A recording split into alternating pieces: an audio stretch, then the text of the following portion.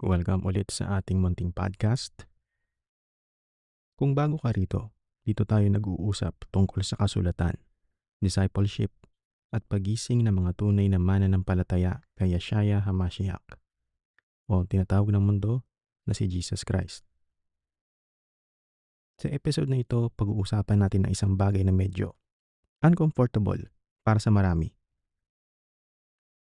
Reimagining Church.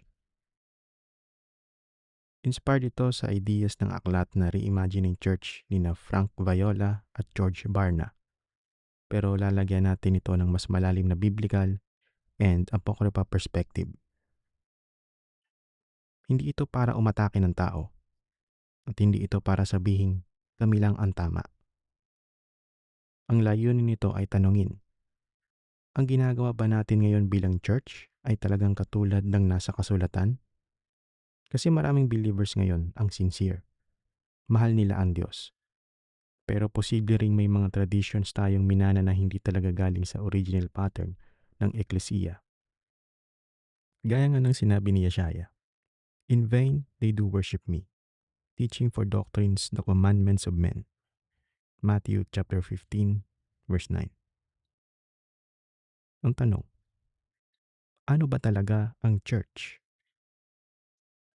Kapag narinig natin ang salitang church, ano agad pumapasok sa isip? Building, stage, pastor, Sunday service, sound system, tithes, and programs. Pero ang salitang church sa Bible ay ecclesia, meaning called out assembly, hindi building, mga tao, living body, family. Sa Book of Acts, makikita mo na ang believers noon ay nagtitipon sa bahay-bahay. Acts chapter 2 verse 46. Breaking bread from house to house. Hindi sila dependent sa malaking religious infrastructure. Ang sentro nila ay fellowship, doctrine, prayer, sharing, discipleship, and obedience. Hindi entertainment. Hindi religious performance. Tignan natin sa Book of Sirach, chapter 6, verse 16. A faithful friend is the medicine of life. Napakahalaga noon ng tunay na samahan. Hindi spectator Christianity. Hindi a-attend ka lang tapos uwi. Kundi buhay na relasyon ng magkakapatid. Kailan naging system ang church? Unti-unti, habang lumipas ang centuries, nagkaroon ng institutionalization. Nagkaroon ng hierarchy, clergy system, special priest class, at spectator worship. And eventually, maraming assemblies ang naging parang organization kaysa spiritual family. Hindi ibig sabihin lahat masama. May mabubuting pastors, may sincere churches, may tunay na believers sa iba't ibang denomination. Pero ang tanong, na-preserve ba natin ang simplicity ng unang eklesiya?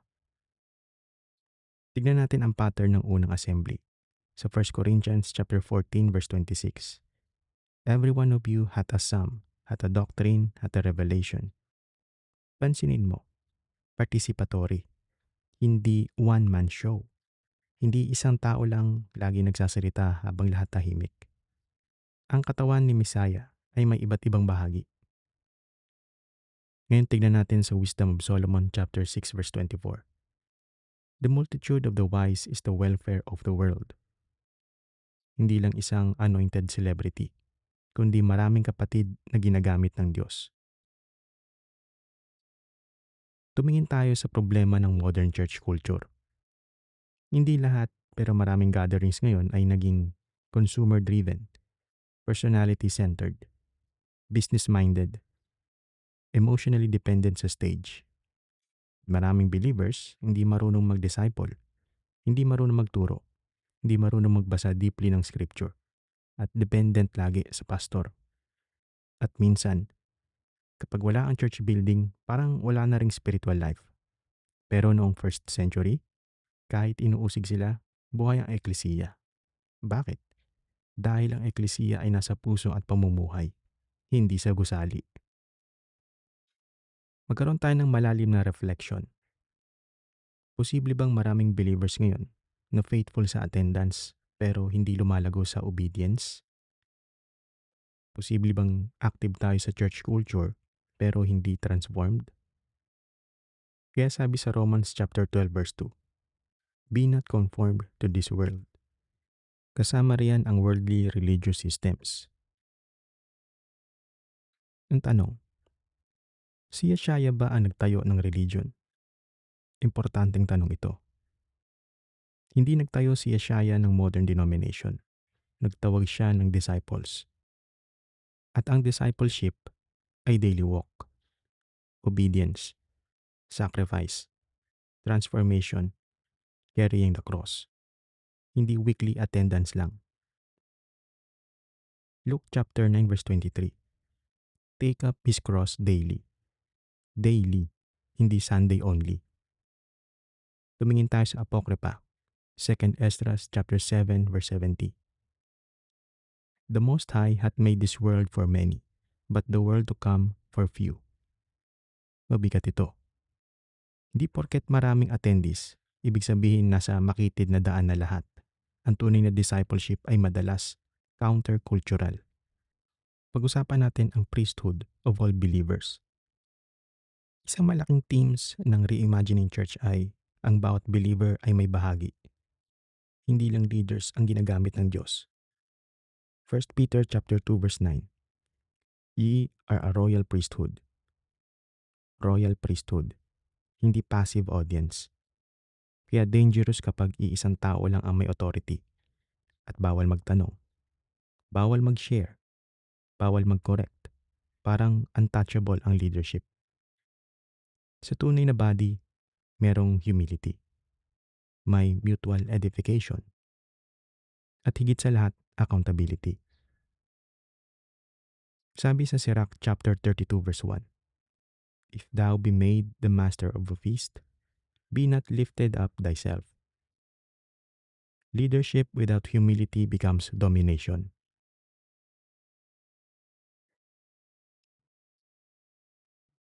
Building versus body. Hindi masama ang building. Pero kapag ang focus ay malaking stage, malaking crowd, malaking income, at malaking pangalan, maaaring mawala ang essence ng body life. Sa Acts, simple gatherings lang. Shared meals, helping the poor, praying together at discipleship. Hindi siya performance-centered. Sa Acts chapter 4 verse 32, they had all things common. May tunay na care. Hindi lang, God bless you kapatid, kundi actual support. Ang modern problem natin, minsan mas kilala natin, worship bands, celebrity pastors, internet debates, pero hindi natin kilala ang kapitbahay nating nangangailangan. Ano naman ang tunay na fellowship? Hindi lahat ng social gathering ay fellowship. Ang biblical fellowship ay truth, sharpening, correction, encouragement, prayer, bearing burdens. Galatians chapter 6 verse 2.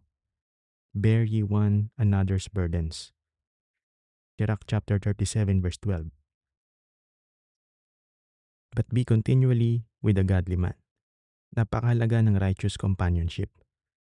Kasi ang environment mo nakakaapekto sa spiritual growth mo. Hindi ito call to rebellion. Importanteng balance ito. Hindi ibig sabihin lahat ng church mali. Hindi ibig sabihin, huwag na tayong makinig sa kahit anong leader. Hindi. May genuine shepherds ang Diyos.